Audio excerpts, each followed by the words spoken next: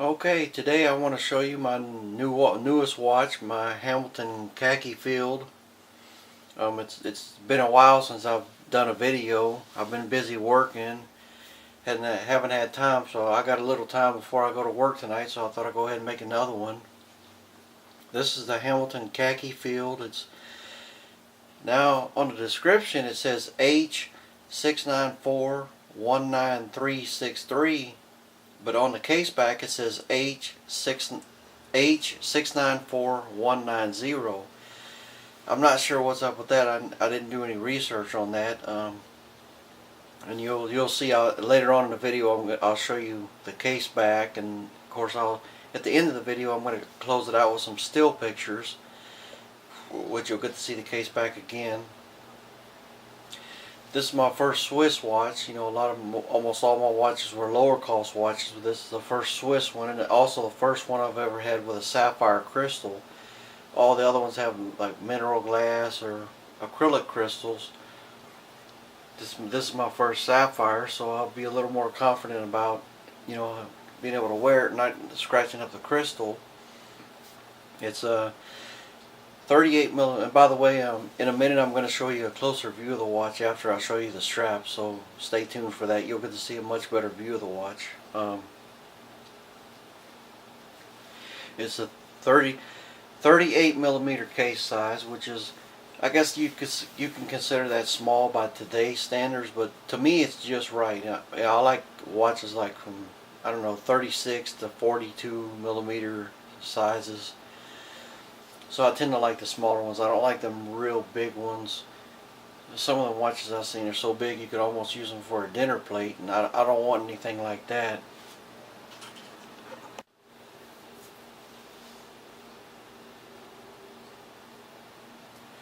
Well, first I'll talk about the strap, so I can go ahead and show you that, then I can zoom in and give you a closer view. This is not the original strap. This is a gray 20 millimeter NATO. By the way, the lug width is 20 millimeters, so if you want to change out the strap you need to find the 20, and that's probably one of the most popular sizes, so you should have no problem finding something you like. But originally it came with this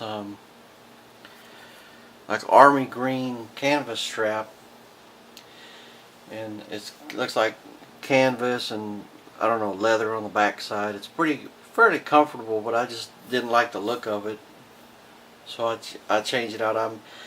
This is probably going to be like a NATO / Zulu watch, where I just leave the spring bars in the lugs and just change out the NATOs and Zulus, because it's so easy to change them out without having to take the spring bars out. So I've changed the strap. If you look at the dial, the dial is like a grayish green, but I'd say it's leaning a little more to the gray side, so I think it looks good with a gray strap. But let me show you what else I've got for this watch. Right now, I'm about to order some more 20 millimeter NATOs and Zulus for this watch. But right now, I've had this thing for a while. It's like a grayish green Zulu. It almost matches the dial perfectly. The watch looks really good with this on it. And then I got the James Bond black and gray Zulu with the PVD black coating. And I know the black coating is not the best option for this watch, but I think it still looks pretty good on there.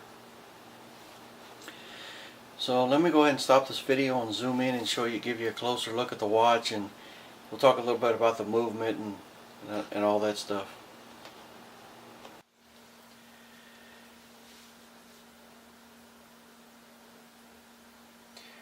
Okay, here's a closer look at the watch, and what I did is changed my camera settings from vivid to neutral, so the color's a little more natural. It gives you, it reveals more of what the watch really looks like. I was gonna put my settings to neutral from the beginning, but I forgot to do that, and I don't want to reshoot what I've got, so I'm gonna be lazy and just leave it like that. But that's about what it looks like in real life.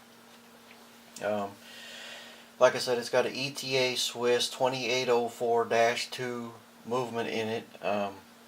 It's got the date at 3 o'clock, obviously, and it's not an automatic. It's a manual wind only. So if that would be a problem with you, you may not like this watch. But it's not a problem with me having to wind it every day, because there's no screw down crown Now if it had a screw down crown, I wouldn't want to have to fumble with that every day to wind it up, unscrew the crown, wind it, screw the crown back in. But there's no screw down crown, so winding is not a problem with me. And then you can really see the case. It's like a bead blasted case. It's not polished or brushed. And I don't know how well these blasted cases resist scratches, but I'm thinking it'll resist scratches a little better than a polished case. Hopefully it will. So between the polished case and sapphire, it should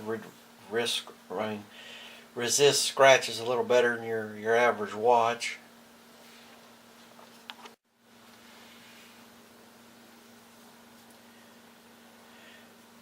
Now one thing I have noticed about this watch I don't like is the crystal is not flat. It's like more like a dome shape. So I mean, you can look at it at just about any angle and get a reflection or glare on it.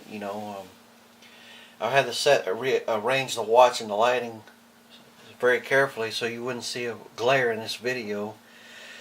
But watches with flat crystals are a lot better about that. It's really hard to photograph it because it seems like no matter how the lighting is, you're going to get some kind of reflection on the crystals. So, and that can be a problem even if you're not photographing. Like I said, if you're just glance at the watch to see what time it is. So you might want to keep that in mind. Most of our watches have flat crystals, and then that's much less of a problem. And there is no anti-glare or anti-reflective coating on this watch's crystal. Usually if you want that, you have to step up to a higher price range of watch to get it, which you're not going to get it on this watch. This watch was I paid $300 US for it. I bought it at Topper Jewelers. Now they are a Hamilton authorized dealer. It's not gray market. Now there was a gray market shop. I almost bought it from them, but it was only $50 less. They wanted $250, and the MSRP was $395. So the Topper's price was a lot closer to the gray market shop's price than MSRP. So I just went ahead and bought it from Topper and got it from an authorized dealer with a warranty and all that good stuff. Now I'm going to go ahead and close this video with some still pictures of the watch so you can get a better look at it. One of them is a lume shot. Oh yeah, I forgot to talk about the lume. I'm not all that impressed with the lume of this watch. It's not very bright, but it's got lume on the hands and the markers by the numbers. So like I said, it's not that bright. I think the best watches I have for lume are my two Citizens. One is an automatic, one is a Citizen Echo Drive. So the lume, kind of disappointed in the lume, but other than that, I really like the watch. It's really nice. Nice size for me. Might be too small for a lot of you guys out there. So I'm going to go ahead and close out the video with the still pictures, and hope you have enjoyed it.